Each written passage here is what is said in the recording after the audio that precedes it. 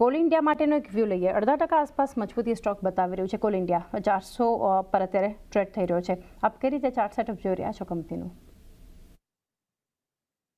Call ઇન્ડિયાની અંદર chart setup ઘણા પોઝિટિવ જણાઈ રહ્યા છે. એક ઇમ્પોર્ટન્ટ બ્રેકઆઉટ જો હતો લગભગ 395 પાસે પ્રીવિયસ સ્વિંગ હાઈના બ્રેકઆઉટ આપણે અત્યારે રીટેસ્ટ કરી રહ્યા છીએ. તો ઘણા સારા સંકેત છે. જે વોલ્યુમ્સ છે બ્રેકઆઉટ ડ્યુરેશનમાં ઘણા સ્ટ્રોંગ બિલ્ડ થયા હતા. તો ઓવરઓલ ચાર્ટ સ્ટ્રક્ચર પોઝિટિવ છે અને પાર્ટિસિપેશન ટ્રેડર્સ તરફથી ઘણું સ્ટ્રોંગ છે. કોલ ઇન્ડિયામાં વ્યૂ પોઝિટિવ છે.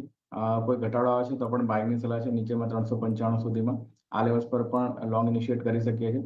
સ્ટોપ લોસ નીચેમાં 390 રાખવાનો રહેશે અને લક્ષ્યાંક જે એક્સપેક્ટેડ છે ઉપરમાં 420 સુધીના આવી શકે છે. 120 સુધીના લેવલ્સ પણ આપણે કોલ ઇન્ડિયાનું કાઉન્ટર બતાવી શક્યું છે કે વ્યૂ એક પોઝિટિવ છે. પાવર ગ્રીડ માટે યજ્ઞેશ 1%ની ખરીદદારી અત્યારે બતાવી રહ્યું છે. પાવર ગ્રીડ અહીંયા પણ અત્યારે 294ના લેવલ્સ પર કારોબાર થતો દેખાડી રહ્યો છે. તમે કઈ રીતે સલાહ આપશો પાવર ગ્રીડ પર?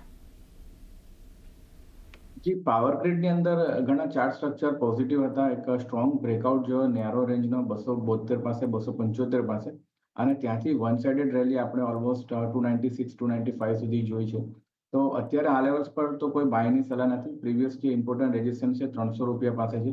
ત્યાંથી આપણે નીચે પડવાની શરૂઆત કરી હતી.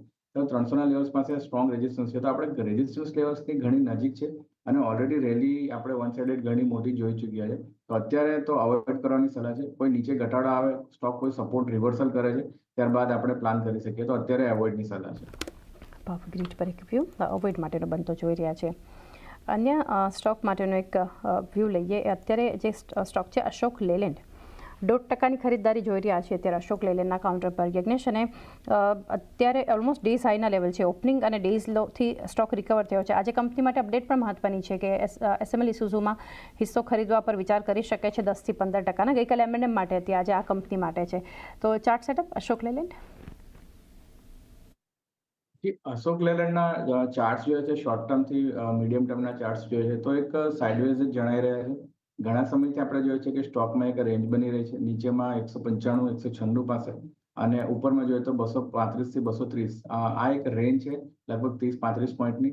સ્ટોક કન્ટિન્યુઅસલી આપણે જોઈએ છે તો છેલ્લા 4 મહિનાથી આ રેન્જમાં જ કન્સોલિડેટ કરી રહ્યો છે. તો ઈધર સાઇડ કોઈ બ્રેકઆઉટ થાય છે, અપસાઇડ કોઈ સ્ટ્રોંગ બ્રેકઆઉટ થાય છે 235, ત્યારબાદ જ બાઇંગની સલાહ છે. શોર્ટ ટર્મમાં અત્યારે તો સ્ટોકને અવોઇડ કરવાની સલાહ છે. શોર્ટ ટર્મ માટે એક વ્યૂ અવોઇડ અશોક લેલેન્ડ માટે આજે એક વોલ્યુમ બેઝડ બાઇંગ સ્ટોક આપણને બતાવી રહ્યું છે.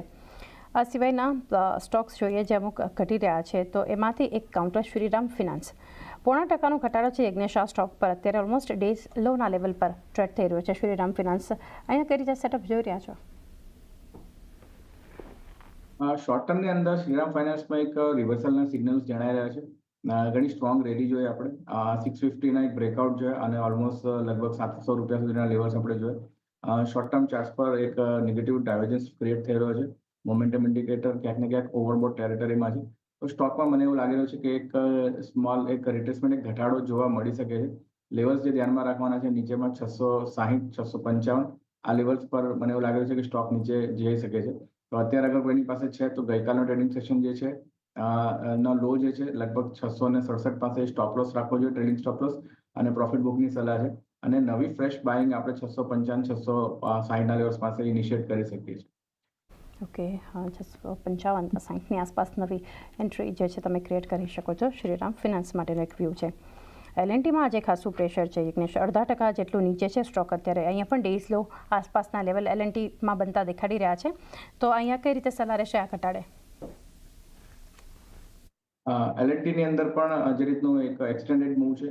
લાસ્ટ ટ્રેડિંગ સેશનમાં એક રિવર્સલ પેટર્ન ફોર્મેશન જોઈ છે કેન્ડલસ્ટિકની અંદર અને ક્યાંક ને ક્યાંક સ્ટોક એક ઓવરબોટ ટેરેટરીમાં શોર્ટ ટર્મ ચાર્ટ્સ પર જણાઈ રહ્યો છે. તો એક નીચે ઘટાડો એક એક્સપેક્ટેડ છે. જે સપોર્ટ બની રહ્યો છે નીચેમાં લગભગ 3400 પાસે છે. તો મને એવું લાગી રહ્યું છે કે 3400ના લેવલ્સ આપણને એલએનટીમાં આવતા જોવા મળી શકે છે. તો શોર્ટ ટર્મ ટ્રેડર્સે પ્રોફિટ બુકની સલાહ છે અને નવી ફ્રેશ બાઇંગ માટે અત્યારે કોઈ સલાહ નથી. વેઇટ એન્ડ વોચ કરવું જોઈએ. ન્યૂ એન્ટ્રી માટે વેઇટ એન્ડ વોચ એલએનટી પર વ્યૂ બનતો દેખાડી રહ્યો છે.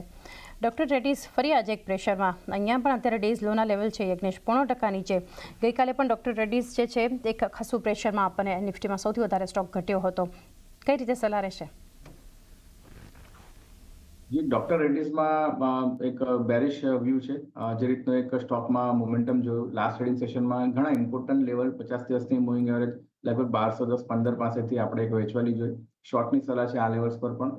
સ્ટોપ લોસ જે રાખવાનો છે ઉપરમાં 1190 નો અને જે એક્સપેક્ટેડ લક્ષ્યાંક છે 1130 સુધીના છે પોસિબલ. 20 સુધીના એક લેવલ્સ પર નીચે બતાવી શકે છે DRL. અદાની પોર્ટ્સ અત્યારે 1190 ડેઝ હાઈની આસપાસ છે. ડેઝ લોથી આ કાઉન્ટરમાં યજ્ઞેશ ઘણી રિકવરી છે અદાની પોર્ટ્સમાં, તો કઈ રીતે સલાહ રહેશે? અદાની પોર્ટ્સની અંદર ઘણો સ્ટ્રોંગ બ્રેકઆઉટ જોયો તો લગભગ 1175 પાસે. ઘણા ટાઈમથી સ્ટોક આપણે જોઈએ છે તો એક કન્સોલિડેશનમાં હતો અને 1175 પાસે રેઝિસ્ટન્સ ફેસ કરી રહ્યો હતો.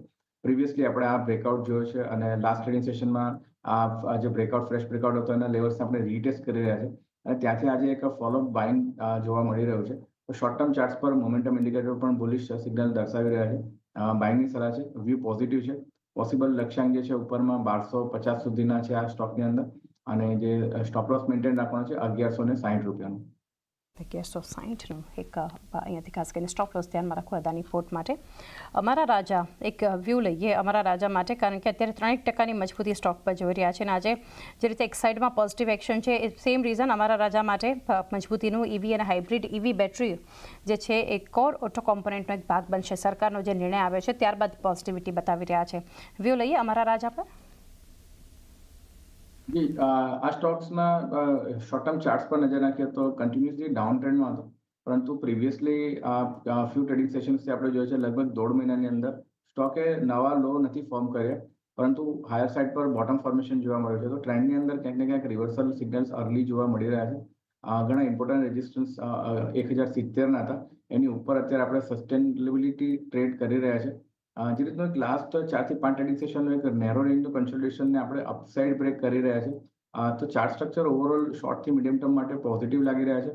ઇમ્પોર્ટન્ટ 50 દિવસની મૂવિંગ એવરેજની ઉપર આપણે અત્યારે સસ્ટેન થઈ રહ્યા છે. તો અમારા જેમાં વ્યૂ પોઝિટિવ છે. લક્ષ્યાંક જે છે ઉપરમાં લગભગ 1220 સુધીના એક એક્સપેક્ટેડ છે શોર્ટ થી મીડિયમ ટર્મની અંદર. આ લેવલ્સ પર બાયની સલાહ છે અને જે સ્ટોપ લોસ નીચેમાં રાખવાનો છે 1040નો રાખવાનો રહેશે.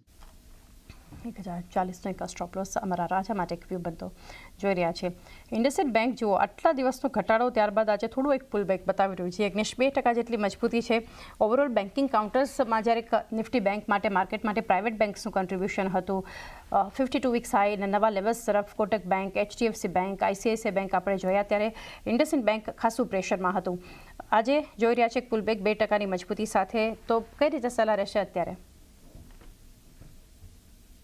તમે જે કહ્યું એ પ્રમાણે પ્રાઇવેટ સેક્ટર બેંકમાં 52 વીક હાઈ જોવા મળ્યા છે ઘણા સ્ટોક્સની અંદર, પરંતુ આ એક સિંગલ સ્ટોક એવો છે પ્રાઇવેટ સેક્ટરમાં જેમાં 52 વીક લો આપણે જોયા. ઘણા આરએન કાઉન્ટરની અંદર આપણે ન્યૂઝ પણ જોયા હતા. અને જે રીતે સ્ટોકમાં એક ચાર્ટ સ્ટ્રક્ચર છે, ઘણું સ્ટ્રોંગ ગેપ ડાઉન ઓપનિંગ બાદ આપણે એક કન્સોલિડેશન જોઈ રહ્યા છે. ઓલરેડી 52 વીક લો આપણે ટ્રેડ કરી રહ્યા છે. તો એક જસ્ટ પુલબેક તરીકે આ સ્ટોકને લઈ શકીએ આપણે. બાઇંગની તો કોઈ સલાહ નથી, પરંતુ લેવલ્સ આપણે ડિસ્કસ કરીએ તો ઉપરમાં 700 રૂપિયાનો લેવલ છે, જે ઘણું સ્ટ્રોંગ હર્ડલ છે.